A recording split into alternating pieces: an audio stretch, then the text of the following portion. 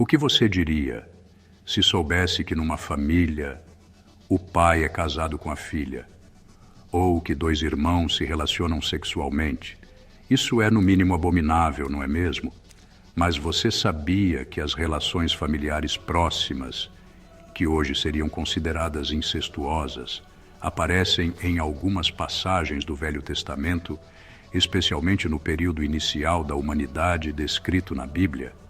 Bem-vindo ao canal As Escrituras Não Reveladas. E, no vídeo de hoje, vamos explorar como a Bíblia tratou esse tema, que foi permitido no início dos tempos. Mas antes de continuarmos, já vou pedir para você se inscrever no canal e deixar o seu like para que o YouTube entregue esse vídeo para mais e mais pessoas.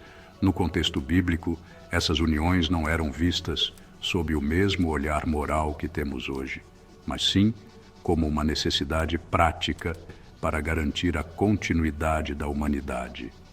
A Bíblia, enquanto relato histórico e espiritual, documenta esses eventos sem condená-los explicitamente, especialmente nos primeiros tempos da criação.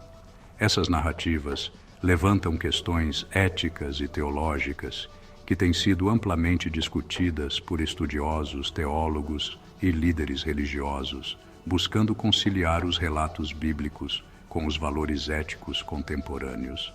Gostaria que você escrevesse nos comentários a sua opinião sobre esse polêmico assunto e como você vê a abordagem da Bíblia sobre ele.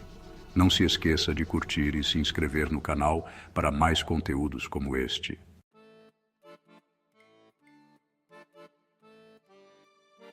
A Bíblia descreve Adão e Eva como os primeiros seres humanos criados por Deus, o ponto de partida da humanidade. Gênesis 1, 27, 2:7. No início da história humana, não havia uma ampla população, e a única maneira de a humanidade se multiplicar era por meio de casamentos entre parentes próximos. Isso incluía, inevitavelmente, casamentos entre irmãos e outros parentes diretos. Mas, por que essas uniões eram aceitas no início dos tempos? De acordo com os estudos, pela própria necessidade prática, pois, com apenas uma única família na Terra, a reprodução só poderia ocorrer por meio de relações entre parentes. Era a única forma de cumprir a ordem divina de crescei, multiplicai-vos e encheis a terra. Gênesis 1, 28. Alguns estudiosos sugerem que, nos primeiros tempos da humanidade, o código genético humano era mais puro e livre das mutações acumuladas que vemos hoje. Isso significaria que os riscos genéticos associados a uniões consanguíneas seriam inexistentes ou muito menores. Outros fatores que são mencionados em debates em torno do tema é a ausência de proibição inicial, pois nos primeiros períodos da história bíblica não havia uma proibição divina explícita contra essas uniões entre parentes. É importante notar que os conceitos de moralidade evoluíram ao longo do tempo, tanto culturalmente quanto dentro da própria Bíblia.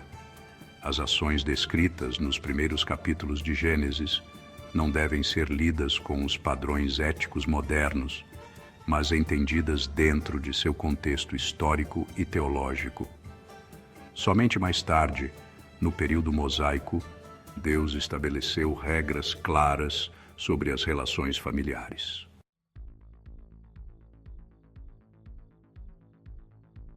Além das uniões entre irmãos no início da humanidade, há outros casos que hoje são interpretados como problemáticos, mas que fazem parte do contexto cultural e narrativo da época. Gênesis 4, 16-17 relata que Caim, após ser exilado por matar Abel, teve uma esposa e filhos. A Bíblia não especifica quem era sua esposa, mas a interpretação tradicional é que ela era ou sua irmã ou sua sobrinha.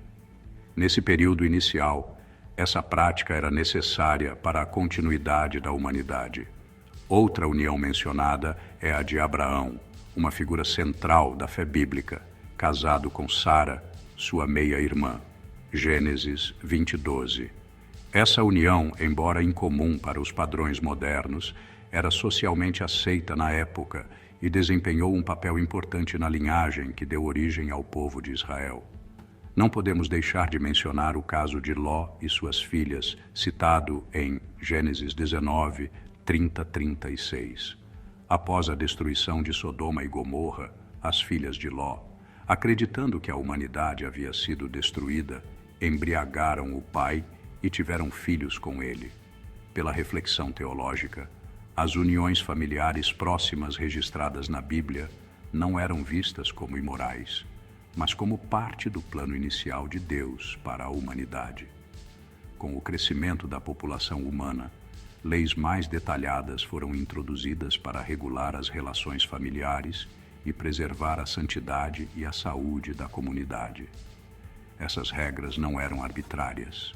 Elas foram introduzidas para criar um senso de ordem e justiça dentro da sociedade. Ao estabelecer limites claros, Deus ajudou a moldar uma comunidade que respeitasse os vínculos familiares e reconhecesse sua importância no plano divino. Esses relatos nos desafiam a compreender a história bíblica de maneira mais ampla, reconhecendo tanto o contexto histórico quanto os princípios espirituais transmitidos nas Escrituras. Essas leis marcaram uma mudança significativa na forma como a humanidade entendia as relações familiares.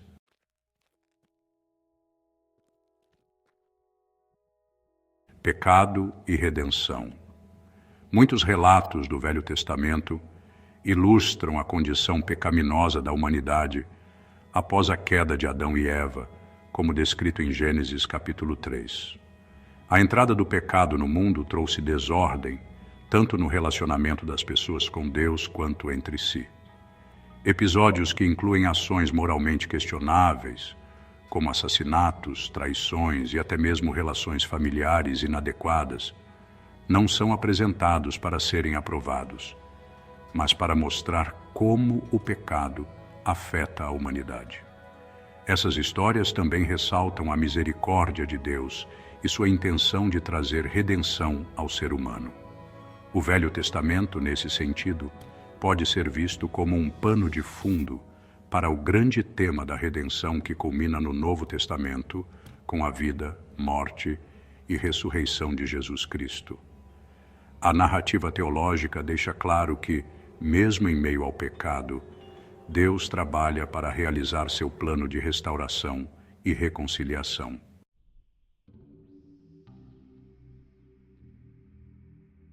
A introdução das leis de Moisés marca um ponto crucial na história da humanidade dentro do contexto bíblico. O que inicialmente era permitido ou tolerado devido à necessidade ou ao contexto específico da época, foi gradualmente regulado ou proibido à medida que Deus revelou padrões mais elevados de moralidade.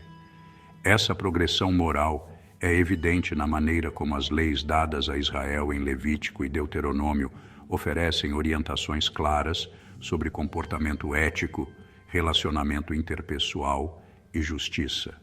Essa evolução não significa que Deus mudou, mas sim que a humanidade estava sendo conduzida de forma progressiva a um entendimento mais completo de sua santidade e de seus padrões.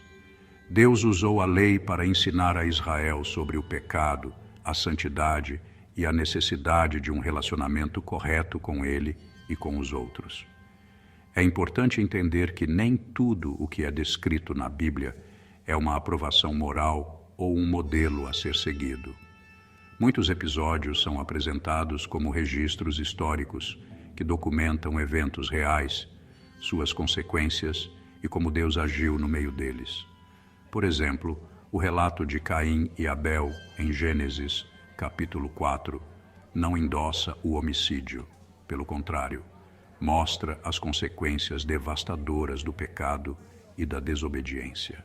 A Bíblia é honesta ao mostrar as falhas humanas, mesmo entre os líderes e patriarcas que desempenharam papéis importantes no plano de Deus. Essa honestidade é um lembrete de que todos os seres humanos são falhos e necessitam da graça divina. Assim, as narrativas bíblicas não apenas registram eventos históricos, mas também apontam para lições espirituais e morais que podem ser extraídas dessas histórias.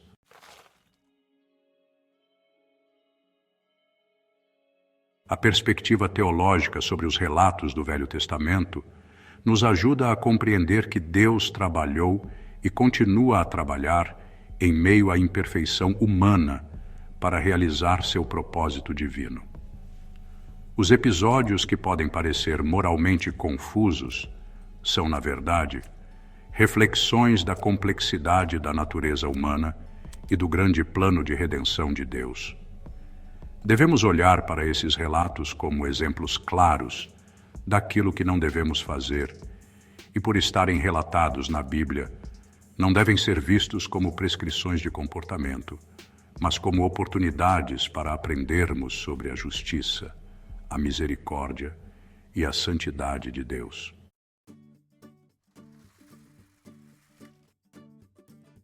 Se você chegou até aqui neste vídeo, meu muito obrigado por sua presença, ela é muito importante para nós.